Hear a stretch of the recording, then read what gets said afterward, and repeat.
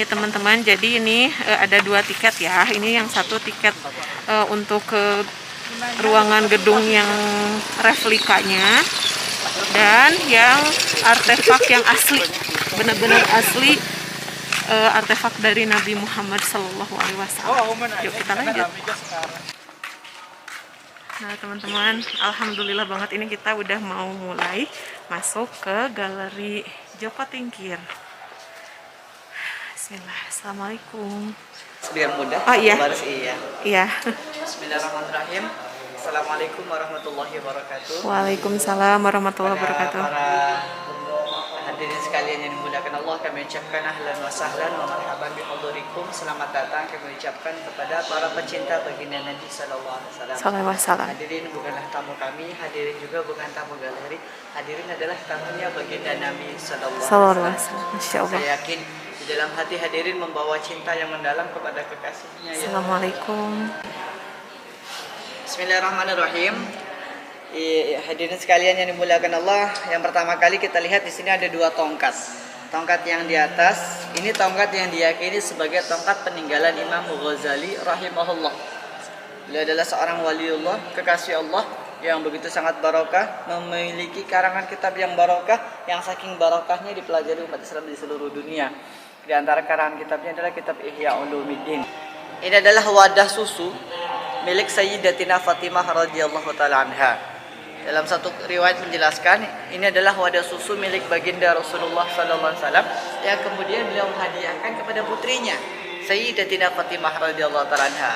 Baginda Nabi di dalam sebuah ayat Al-Qur'an sebutkan laqad kana lakum fi Rasulillahi uswatun hasanah. Dari sini kita bisa mengambil suri tauladan beliau yang begitu sangat mulia, seorang ayah menghadiahkan sesuatu kepada putrinya. Wadah susu milik baginda Nabi yang kemudian dihadiahkan kepada putrinya. Suatu ketika ada ibu-ibu datang ke sini. Ibu tersebut tidak menyukai yang namanya susu.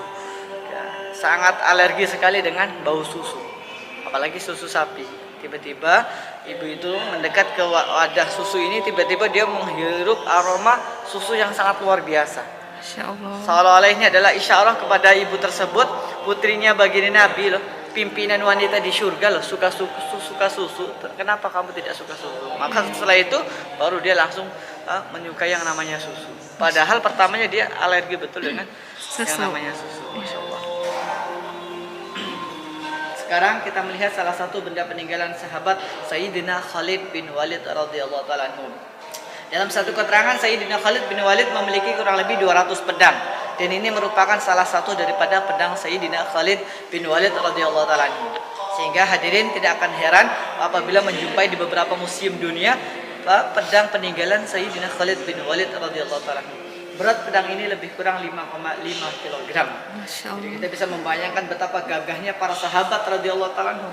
Dan kita perlu ketahui Sayyidina Khalid dijuluki sebagai Saifullah, pedang Allah yang tidak terkalahkan. Semoga Allah pilih di antara anak cucu kita, saudara kita, sebagaimana Allah pilih para sahabat radhiyallahu taala anhum. Amin.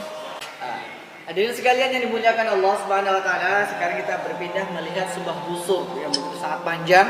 Ini adalah busur dan juga anak panah yang diyakini milik Sayyidina Amr bin As radhiyallahu taala anhu.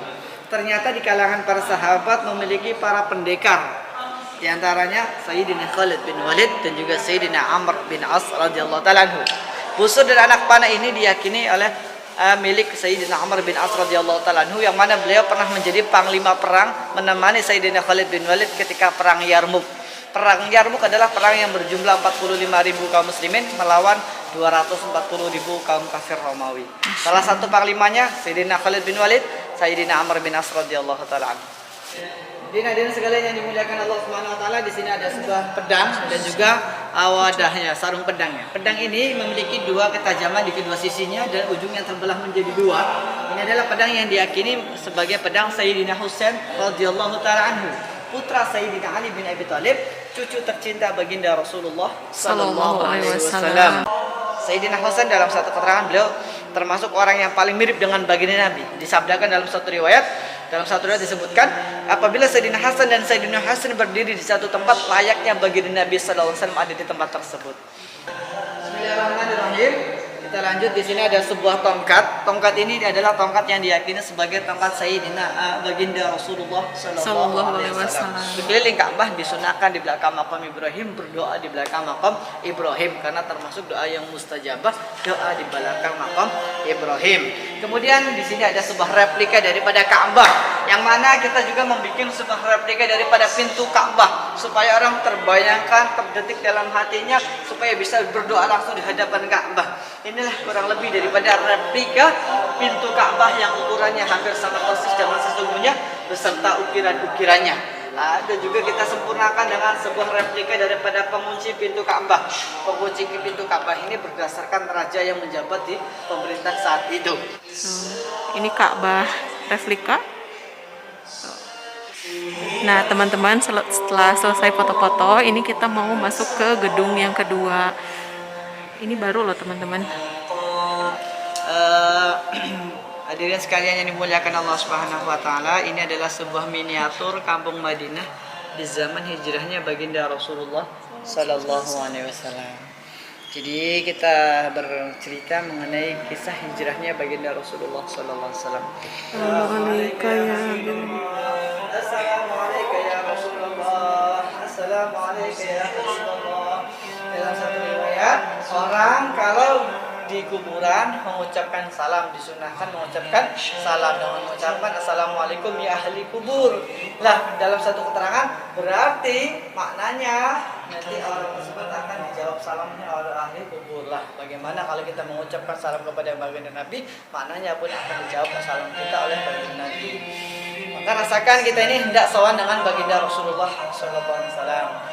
Hadirin, ini adalah replika daripada kamar baginda Rasulullah SAW, ataupun juga replika daripada rumah baginda Rasulullah SAW yang dibikin berdasarkan kitab-kitab yang menjelaskan mengenai hujratun Nabi SAW. Yang mana dalam satu keterangan, rumah baginda Nabi atapnya menggunakan daun-daun pelepah kurma yang ditopang dengan batang-batang daripada pelepah kurma. Inilah gambaran daripada atap rumah baginda Rasulullah SAW. Terbayangkan, kita bisa membayangkan berarti ketika hujan kehujanan, berarti ketika panas kepanasan.